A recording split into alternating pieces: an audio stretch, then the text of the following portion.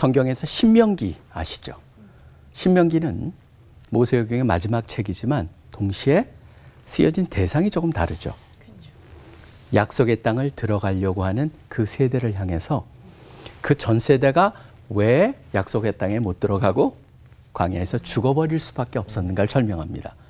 그 모든 것의 핵심 귀절을 잠깐 한번 보도록 합니다. 저는 그게 어디냐면은 바로 신명기 1장의 30절에 33절에 말씀하고 있어요. 이렇게 되어 있습니다. 제가 길지만 읽어보겠습니다.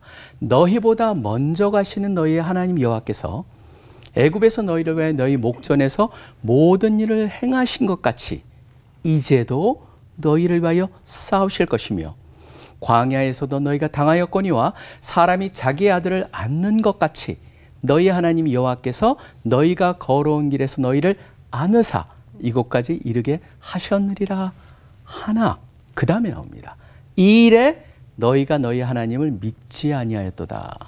이 일에라고 우리 성경이 되어 있는데 그걸 영어에서는 첨언을 해가지고 굉장히 멋지게 했습니다. Even after all he did. 그분이 그런 놀라운 일을 했음에도 불구하고 너희가 믿지 않았다. 그러면서 다음에 한 번 더 얘기합니다. 그는 너희보다 먼저 그 길을 가시며 장막 칠 곳을 찾으시고 밤에는 불로 낮에는 구름으로 너희가 갈 길을 지시하신 자신이라. 이걸 통해서 말씀하는 게 뭡니까? 하나님 우리의 삶을 세밀하게 간섭하시고 인도하시고 주관하신 분이라는 것을 분명히 하고 있어요. 그런데 하나님을 믿지 않았다. 그렇기 때문에 그들은 약속의 땅에 들어가지 못했다라고 전 세대를 향해서 분명히 얘기해 줍니다. 다음 세대를 향해서 뭐라고 얘기하는 겁니까? 이제 너희는 믿어야 해. 나를 철저히 믿어. 우리한테도 동일합니다. 사실 우리도 스스로한테 한번 질문을 던져봅니다. 저는 로마서 8장을 보시면요. 삼위일체가 삼위일체 성부, 성자, 성령님께서 세 분이 연합작전으로 우리를 돕고 있거든요. 성령 우리의 연약함을 도와서 무엇을 간구할지도 모르는데 우리를 위해서 신음하시면서 기도하시는 간구해 주시는 분이고 성부 하나님은 어떤 분이십니까? 바로 자기 아들을 아끼지 않으려고 주셨을 뿐만 아니라 모든 것을 선물로 주시기를 기뻐하시는 분이시고 예수님께서는 간구하신다. 그렇기 때문에 어느 누구도 그 사랑에서 우리를 끊을 수 없다. 근데 질문이 이거예요. 왜 우리가 그거를 평상시에 느끼지 못하며 살고 있는가? 어떻게 하면은 우리는 지속적으로 그것을 느끼면서 그런 삶을 살 수 있을까?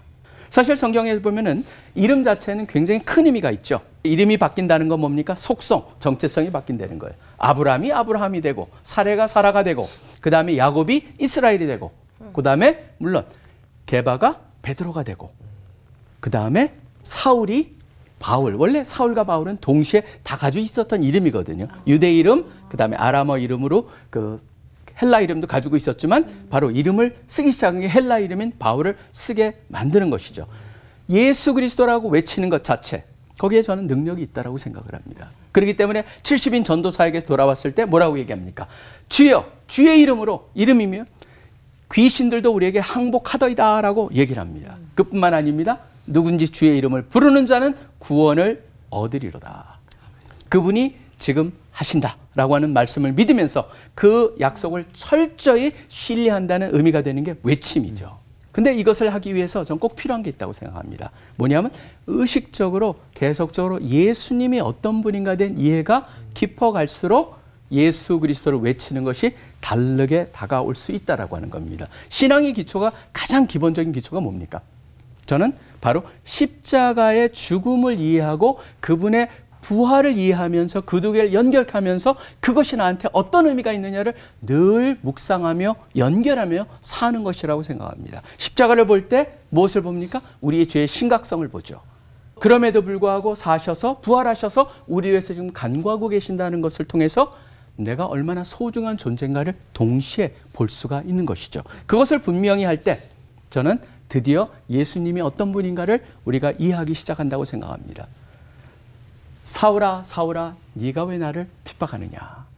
저는 그것이 그냥 와닿지 않습니다. 뭐냐면 왜 교회를 핍박하느냐 그렇게 얘기하지 않습니다. 나를 핍박하느냐. 우리랑 예수님이 동질화 시켜서 말씀을 하고 계신다는 것이죠. 그렇기 때문에 늘 우리는 그분이 간과하고 계시기 때문에 두려울 것이 없다. 그것이 우리의 시작이 되어야 된다라고 하는 겁니다. 근데 중요한 거 있어요. 그저 이름만 부르면 되느냐? 그렇진 않습니다. 하나님의 말씀과 약속이라고 하는 것을 가진 우리들이 그 믿음을 가지고 외칠 때 과연 어떤 일이 일어날까요? 저는 믿음을 가지시고 의식적으로 예수님이 어떤 분인가를 분명히 이해하면서 외칠 때 저는 그분의 역사가 우리의 상황 속에서 현재 지금 당장 일어날 수 있을 거라고 믿습니다. 기도하겠습니다. 하나님 아버지 감사합니다.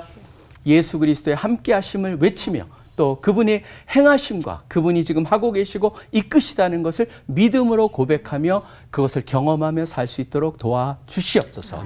모든 기도 예수 그리스도 이름으로 간절히 기도합니다. 아멘.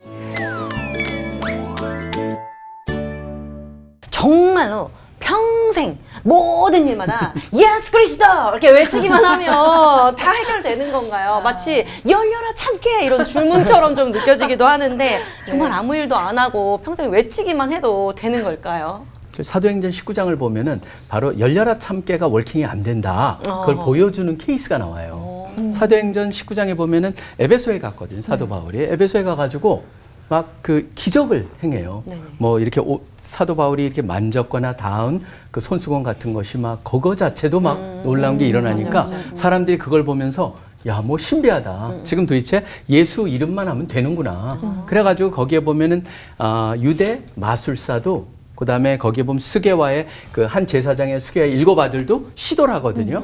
근데 참 흥미로운 건 뭐냐면 그들도 그거를 시도했다라고 돼 있는데 그 단어가 굉장히 재밌는 단어예요. 뭐냐면 시도한다는 단어가 에피케이레어라고 하는 단어인데 그게 뭐냐면 에피라는 건 올려놓는데 뭐를 손을 얹다라고 하는 거예요. 그 손을 얹다라고 하는데 그게 이제 시도하다라고 우리는 번역을 하는데 성경에 많이 나오는 단어가 아닙니다. 근데 결과는 어떻게 나왔습니까? 그 악귀가 뭐라고 해요?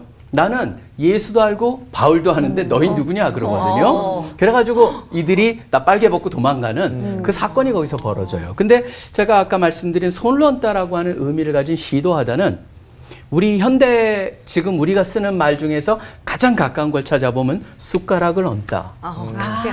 네. 그러니까 자기는 아무것도 안 하고 거기다가 결과만 그 얻으려고 하는 그거 가지고는 작동이 결국 안 된다는 것이죠.